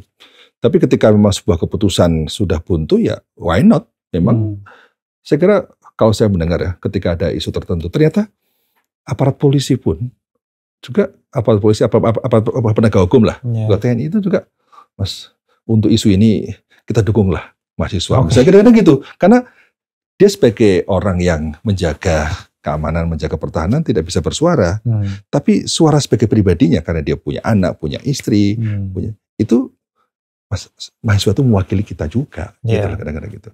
Nah, jadi memilih tema, memilih momen untuk kapan harus aksi massal, kapan harus berdialog, kapan harus berdiskusi, kapan harus berdebat dengan parlemen.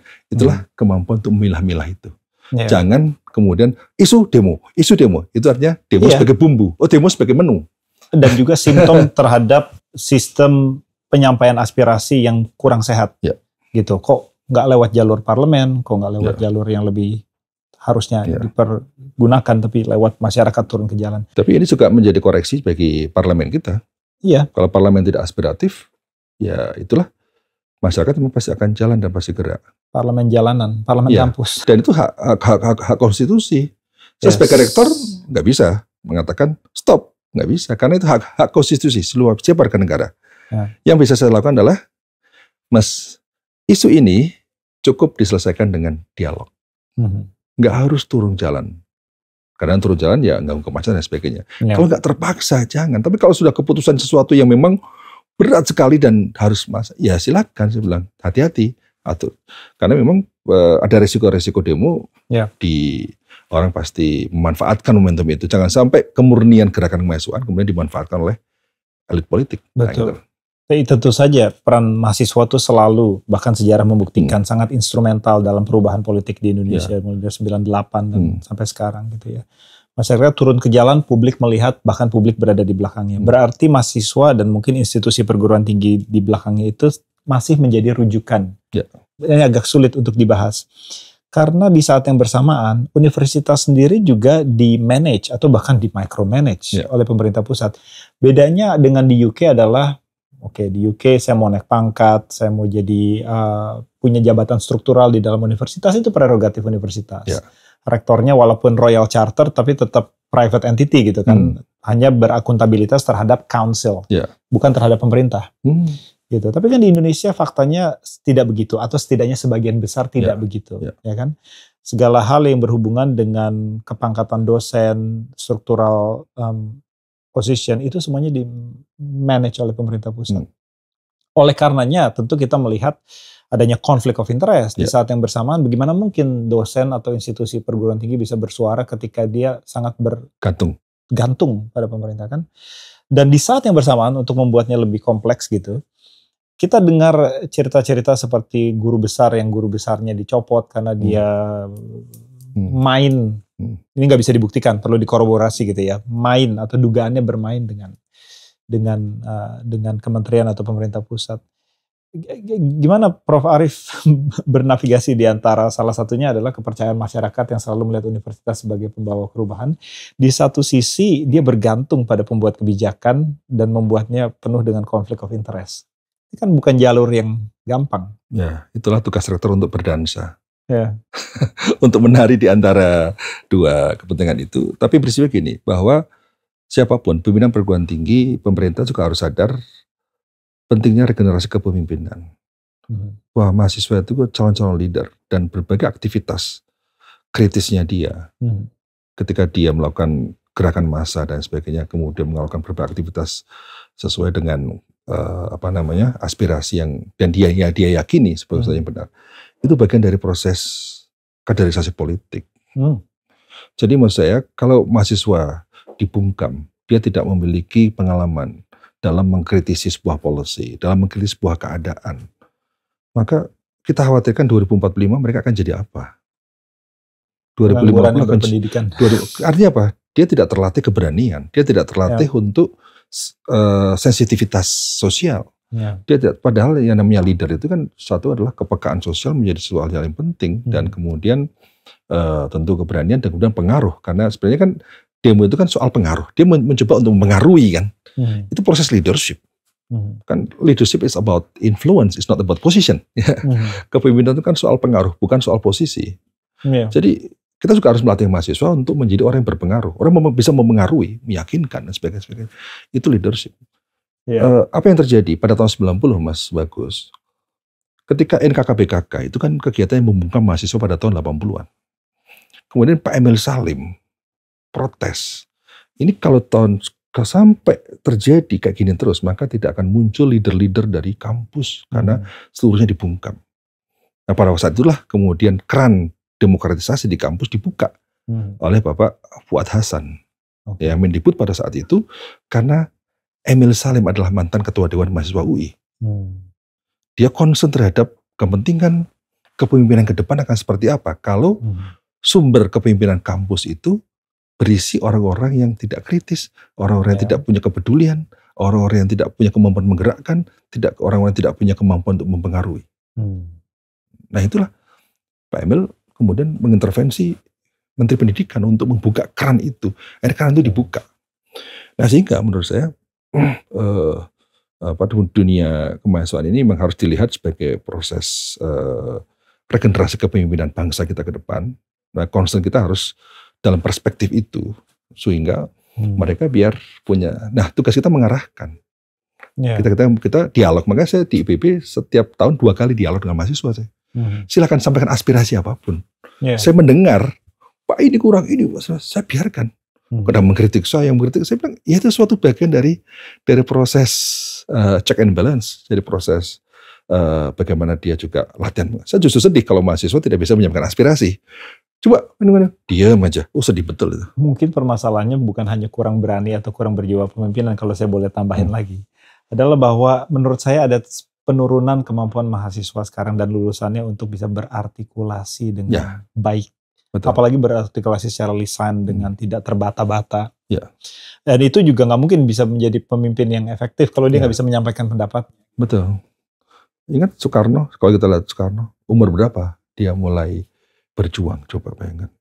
Jadi Hatta dan sebagainya. Kalau lihat para pejuang-pejuang dulu, mereka muda-muda sudah terkaderisasi oleh situasi pada saat itu, ya, sehingga benar-benar menjadi leader.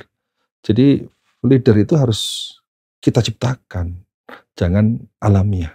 Leader harus kita ciptakan, harus kita makanya saya concern terhadap leadership ini. Sehingga IPB buka jalur ketua OSIS. Jadi saya buka jalur ketua OSIS. Jadi biasanya jalur masuk berbasis pada nilai, nilai raport. Saya bilang sekarang yang menjadi ketua OSIS, saya dapat privilege masuk IPB. Sekarang 7% masuk IPB adalah ketua OSIS sekitar itu. Wow. Orang mengatakan, loh Pak, kenapa bukan masalah? Saya bilang, mereka itu ketua OSIS SMA, hampir pasti pengurus OSIS SMP. Ya. Kemudian pengurus SMP 3 tahun, mengabdi untuk kepentingan orang lain. Orang lain belajar, dia mikirin orang lain sebagainya. Kedua, 3 tahun di SMA, jadi 6 tahun dia terbiasa melayani orang lain, terbiasa negosiasi, terbiasa manajemen konflik, terbiasa bikin proposal cepat, terbiasa public speaking, terbiasa menggerakkan orang, mengorganisir. Coba, itu harga yang value yang sangat tinggi. Saya bilang, kalau saya ingin mencetak leader masuk IPB, kemudian orang-orang pintar semua masuk IPB, selama 4 tahun di kelas, bisa nggak jadi leader? Nggak bisa. Satu, nah, input harus punya benih-benih leadership. Karena tugas saya untuk mencetak leader ringan sekarang. Karena dia sudah punya benih-benih unggul, bibit-bibitnya udah bagus.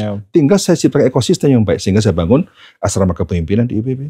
Alumni dan IPB membangun mentoring leader. Jadi kita cantorkan kepada tokoh-tokoh hebat-hebat di Indonesia untuk menjadi. Jadi kita coba ciptakan leader-leader dari mahasiswa itu by design. Nah inilah kenapa juga kurikulum di IPB kita rombak sejak tahun 2018. Yang saya coba berpikir bahwa yang namanya kurikulum itu bukan outcome dari proses pembelajaran di dalam kelas semata. Tapi kurikulum itu adalah outcome dari kehidupan kampus. Kehidupan kampus itu ada akademik, ada non-akademik. Nah, yang akademik ya di kelas, ya kuliah pembelajaran dan sebagainya. Tapi dengan di kelas, bisa nggak dia menjadi orang yang ahli konflik manajemen? Bisa nggak menjadi orang yang bisa menggerakkan orang, kolaborasi? Itu bisa terjadi kalau dia punya aktivitas di organisasi kemahasiswaan. Jadi ketua panitia, jadi aktivis di organisasi himpunan profesi, aktif di organisasi ekstra kampus, aktif di organisasi macam-macam dan sebagainya. Nah sehingga itu saya masukkan dalam kurikulum. Sehingga output dari learning outcome IPB itu adalah outcome dari kehidupan kampus, baik akademik maupun non-akademik. Pada akhirnya yang non-akademik pun kita standarisasi. Kalau orang pernah menjadi ketua BEM, punya nilai sekian. Nah itu masuk dalam nilai. Diberikan insentif orang-orang. Orang itu jadi apa artinya? Artinya orang terdorong untuk beraktivitas di mana-mana. Sehingga meskipun misalnya orang yang masuk IPB bukan yang terbaik di SMA-nya misalnya, tapi dengan proses yang kita ciptakan itu bisa mengalahkan orang yang terbaik SMA yang tidak mendapatkan proses itu. Nah, saya punya obsesi, saya tidak peduli orang yang masuk IPB, orang yang nggak harus nomor 1, tapi orang yang punya leadership yang kuat. Karena dia akan menjadi tuan bagi teman-teman yang pintar-pintar yang 4,0 itu suatu saat. Iya, betul. Dia akan menjadi bos dan orang-orang itu menjadi teknisinya dia nanti. Oleh karena itu saya bilang, kalau seandainya kita sampai satu tahap 10% masuk IPB adalah mantan-mantan ketua OSIS, itu saya yakin leadership ke depan itu dia akan bisa semakin kuat. Ada kampus sebagai sumber untuk regenerasi kepemimpinan, ini bisa tercipta. Saya pernah tanyakan pertanyaan ini ke Pak Arief karena waktu itu kita ketemu di kalau nggak salah di Scotland, di Glasgow kalau nggak salah. Di Glasgow ya. Di Glasgow kita bertemu dan saya pernah Edinburgh. Iya, dan waktu itu di Bali juga saya pernah tanya ke Pak Arief juga tentang seperti apa IPB mau dikenal di Indonesia, dan jawaban Pak Arief pada waktu itu sebenarnya global gitu, dikenal di dunia gitu. Para mahasiswa yang memiliki jiwa kepemimpinan dan diasah kepemimpinannya pun pada akhirnya nanti harus berinteraksi dengan dunia global. Jadi sekarang pertanyaan ini lebih ke arah IPB dan international community. Seperti apa IPB mau dikenali di dunia global? Masalah seperti apa yang ITB mau dikenali sebagai pemberi solusinya? Memang kita punya visi 2027, tema kita adalah Global South Leadership. Jadi kita ingin memimpin negara-negara selatan dalam innopreneurship. Jadi entrepreneurship berbasis pada inovasi. Karena itu kekuatan perguruan tinggi. Perguruan tinggi tidak punya kekuatan lain selain knowledge dan intangible capital lain seperti tadi teknologi, inovasi dan sebagainya. Ya kita nggak bisa enggak. Kita harus punya optimisme, kepercayaan diri bahwa kita menjadi global player meskipun di kalangan negara selatan-selatan. Okay, but at least to be the leader of the global south. Global south. Dan oleh karena itu mau nggak mau sekarang saya harus memberikan beasiswa kepada negara-negara selatan-selatan. Okay. Bagian dari proses untuk global south leadership. Sehingga masa global south leadership kita gini minta-minta nggak bisa. Kita harus memberi. Dan kita carikan funding, banyak sumber pembiayaan. Dan bagaimana kita menjadi sumber inspirasi bagi negara-negara selatan-selatan dalam rangka untuk meyakinkan bahwa perguruan tinggi bisa memberikan impact pada perubahan masyarakat, memberikan impact pada kemajuan masyarakat, yang dimana sekarang negara-negara maju dalam posisi yang mulai berpikir ke arah sana. Bahwa misalnya saya diskusi dengan banyak pemimpin perguruan tinggi dunia, dia mulai berpikir tentang, wah sekarang mahasiswa saya akan mulai berpikir tentang community outreach dan sebagainya. Saya bilang, itu di Indonesia udah lama kan gitu kan. KKN kan udah lama sekali gitu. Mereka baru berpikir dan sebagainya. Nah, kan mereka tidak punya tidak punya kondisi seperti kita. Kondisi di negara di Amerika, masyarakat sudah well established. Tidak perlu pendampingan intensif banget dari perguruan tinggi. Mungkin di UK juga sama. Tapi di kita itu kan beda. Kita butuh pendampingan yang kuat dan kemudian bisa membuat bahwa perguruan tinggi itu punya karya yang impactful. Tidak semua, Mas. Tidak semua perguruan tinggi menghasilkan sebuah inovasi yang impactful untuk masyarakat. Kalau bagi negara-negara maju juga bingung, inovasi saya untuk apa ya? Sehingga dia pikir hanya untuk industri. Tapi di negara berkembang, bisa untuk masyarakat, bisa untuk industri. Jadi makna kehadiran perguruan tinggi di negara-negara berkembang, itu menurut saya sangat penting untuk tadi impact pada berbagai sektor ya, dari industri, masyarakat juga pemerintah. Ini sebuah ladang pengabdian yang luar biasa, yang mungkin perguruan tinggi lain pun iri. Kenapa Anda bisa begitu? Kenapa? Kan bukan Mas, ketika rektor-rektor perguruan tinggi top dunia ke IPB, saya tunjukkan nih, ini loh inovasi IPB, impact ke sini, kaget mereka, luar biasa. Kita ingin seperti itu, tapi masyarakat kita kan sudah masih semua, sehingga dia hanya fokus pada industri, misalnya gitu. Kalau boleh nih buat yang mendengarkan, yang boleh dikoreksi, itu kan belum menjadi semacam KPI eksplisit buat universitas di Indonesia kan. Itu kan hebat-hebatnya IPB aja gitu kan. Bukankah seharusnya itu menjadi semacam assessment eksplisit, universitas harus dinilai kinerjanya baik atau buruk dari impact-nya terhadap entrepreneurial community. Ya.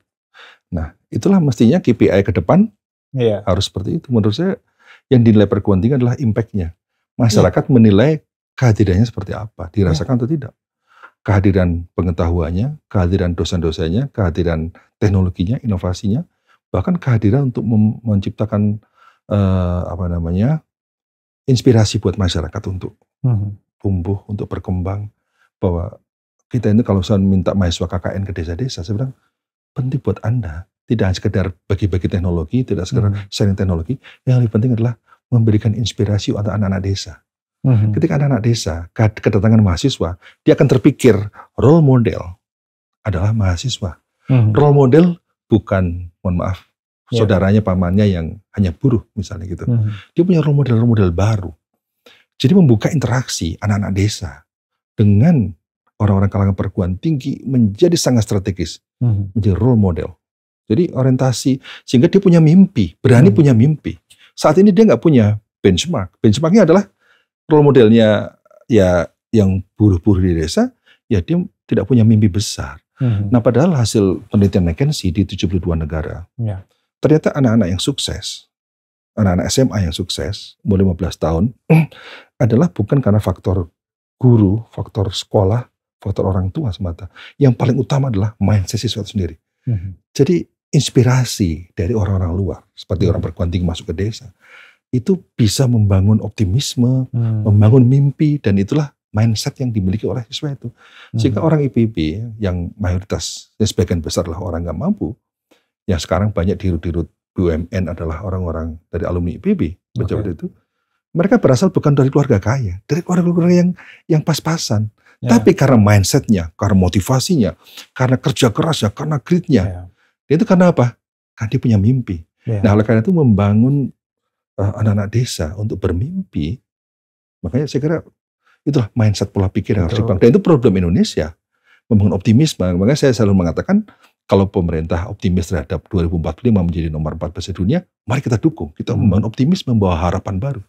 Jadi energi yang dibangun adalah energi positif, baik di desa, di kota, dalam ruang publik. Kalau energi yang positif, itu akan menjadi sesuatu yang bisa saling menggerakkan itu. Makanya saya selalu tolong anak ke desa, inspirasi anak desa, bangun dia bermimpi untuk menjadi lebih hebat daripada Anda. Ya betul. Saya sendiri selalu bilang di muka publik bahwa saya sebagai mahasiswa kok nggak pinter-pinter amat gitu, nggak pinter-pinter amat di bawah rata-rata. Tapi memang kita percaya ya bahwa orang sebesar mimpinya gitu. Dan kalau orang-orang desa itu bisa bermimpi untuk menyelesaikan masalah-masalah yang bukan hanya bahkan masalah Indonesia tapi masalah dunia gitu. Segala hal di dalam alam semesta itu akan berkonspirasi mendukungnya gitu. Betul. Ya kan? Ya. Ngomong-ngomong tentang orang Indonesia berimpak di level dunia. Di segmen terakhir nih saya mau bahas tentang kekhasan Indonesia sebagai negara maritim. Ya kan? Ada keunikan di situ. Saya bahkan bisa melihat Indonesia itu sebagai mikrokosme dari dunia itu sendiri. Dinilai dari berapa banyak kebudayaan, adat istiadat, diversitas di Indonesia yang seperti mikrokosme dari dunia itu sendiri. Sebenarnya ngatur Indonesia itu sangat sulit sekali. Oke, tapi tentang narasi Indonesia sebagai negara maritim, menurut Pak Arief, karena ini bidang Pak Arief juga, kelautan, apakah Indonesia sudah mewujudkan identitasnya sebagai negara maritim sebagai kemudian poros maritim di dunia? Atau ada narasi-narasi yang lain yang seharusnya harus dikeluarkan? Kita mengatakan negara maritim masih hanya berbasis pada fakta geografis, bukan fakta ekonomi, bukan fakta budaya. Fakta geografis ya memang negara kita secara geografis adalah air, kepulauan, air dan sebagainya. Tapi yang disebut sebagai negara maritim sejati adalah yang bisa mentransformasi fakta geografis menjadi fakta ekonomi. Bahwa kita memang mampu untuk mendayagunakan, mengkapitalisasi sumber daya yang kita miliki untuk kepentingan ekonomi, untuk bisa menjadi sumber kesejahteraan. Dan saat ini kan kita belum mendorong upaya memaksimalkan potensi yang dimiliki, ya, baik renewable maupun non-renewable resources yang dimiliki oleh sumber daya kelautan. Oleh karena itulah pentingnya kita untuk terus meyakinkan bahwa negara maritim dengan fakta ekonomi itu harus benar-benar diwujudkan. Dan saya termasuk senang ketika awalnya poros maritim dunia didengungkan oleh Pak Jokowi. Tapi kemudian berikutnya periode kedua sudah tidak muncul lagi. Sayang sekali. Karena itu harus muncul dari orang nomor 1 di Indonesia. Nggak bisa tidak muncul dari nomor 1. Jadi kalau itu bisa muncul dari nomor 1, itu akan menjadi sebuah keputusan politik yang penting untuk masa depan kelautan kita. Dan turunan dari narasi itu betul harusnya dirasakan di level ekonomi, di jawaban masalah-masalah praktis sebagai ketersediaan pangan Indonesia. Kita melihat oleh rekan-rekan kita di daerah Sumbawa bahwa untuk mengatasi masalah pangan di situ ditanami jagung. Jagung itu adalah strategi yang baik untuk ditetapkan di negara-negara kontinental, bukan di negara-negara maritim, karena lanskap mereka datar segala macam di Amerika. Di situ sungainya kecil, pendek, ditanami jagung, jadi banjir segala macam. Jadi kita masih belum melihat itu poros maritim itu diwujudkan dalam level praktis seperti ketersediaan pangan. Bukankah harusnya perikanan yang harusnya menjadi semacam konsentrasi buat food policy segala macam? Makanya sekarang kita harus sudah mulai bicara tentang food dengan blue food. Jadi pangan-pangan bersumber dari laut, pangan-pangan bersumber dari wilayah biru. Ini sekarang harus kita mulai promosikan. Wilayah laut itu punya potensi yang luar biasa untuk pangan, dan memang pangan dari laut ini ya pertama ya tentu Jepang itu negara yang memang membudayakan dengan pola makan ikan karena dibangun kesadaran bahwa makan ikan adalah sumber kecerdasan. Kesadaran anak-anak luar biasa. Meskipun Jepang sekarang mulai khawatir dengan McDonaldization, penyeragaman pangan dunia dengan pangan-pangan seperti itu. Ya. Nah jadi Blue Food menurut saya ini menjadi prospek ke depan dan kita harus mulai menjadikan ukuran dalam pembangunan itu konsumsi ikan berapa, jadi bukan sekedar konsumsi beras berapa, konsumsi daging berapa, tapi konsumsi ikan menjadi hal yang menjadi ukuran penting. Jadi dalam berbagai kebijakan misalnya standar apapun, yang namanya komoditi strategis, biasanya kan tidak mencakup ikan. Ikan kalau selama tidak menjadi komoditi strategis, maka tidak akan pernah ada keberpihakan dari pemerintah. Sehingga harus menempatkan ikan sebagai kebijakan, sebagai produk strategis, dan itu hanya bisa dari political in the greatest office. Iya, itu yang paling. Kalau enggak mungkin. Dan saya harapan baru kan begitu poros maritim kan luar biasa, isu kelautan muncul bagus dan sebagainya. Tapi begitu enggak lagi. Ya, perlu ada konsistensi. Ya, pesan. Jadi sekarang pangan ya kita harus bicara Blue Food juga. Ya, dan kemudian bagaimana memberikan added value pada material yang memang bersumber dari laut. Ya, saat ini kita punya produksi rumput laut yang besar sekali. Kemudian, tapi kita nggak mampu menciptakan nilai tambah maksimal dari situ, misalnya gitu ya. Dan menurut saya potensi kelautan yang luar biasa ini harus benar-benar dimaksimalkan dan dimanfaatkan ya untuk sumber kesejahteraan baru. Oke, Prof. Arief, kita berdua kan makhluk akademik. Mungkin sebagian besar karir, kalau untuk saya seluruh karir saya berada di dalam universitas begitu. Jadi mungkin kita bicara dalam lingkup perguruan tinggi. Kita punya administrasi baru, punya kepemimpinan baru di bidang pendidikan tinggi, riset, pengembangan inovasi dan lain sebagainya. Apa harapan Prof. Arief untuk dijadikan konsentrasi kebijakan baru di dunia pendidikan tinggi ke depan supaya membuatnya efektif terintegrasi dengan sektor-sektor lain dalam pembangunan?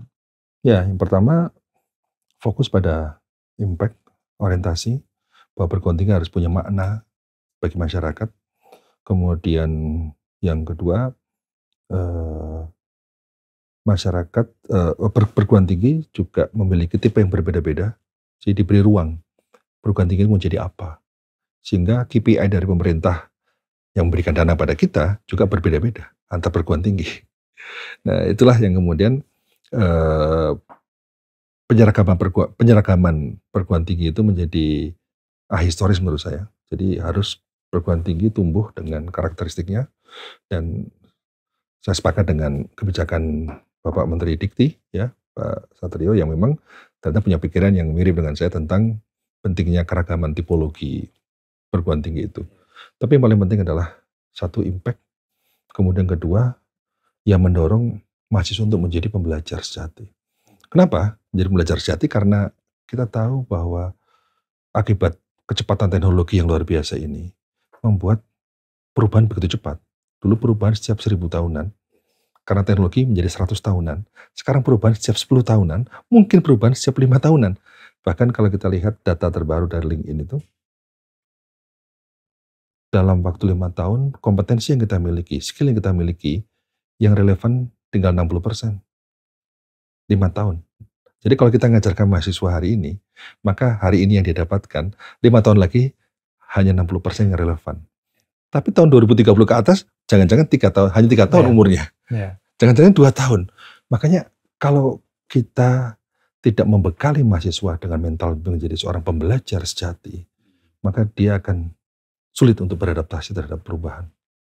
Yang kita bahas tentu hanya selapis tipis dari semua masalah pendidikan dan spektrum hal-hal lain yang menyertainya. Tapi terima kasih Prof. Arief untuk kedalaman diskusi yang disajikan.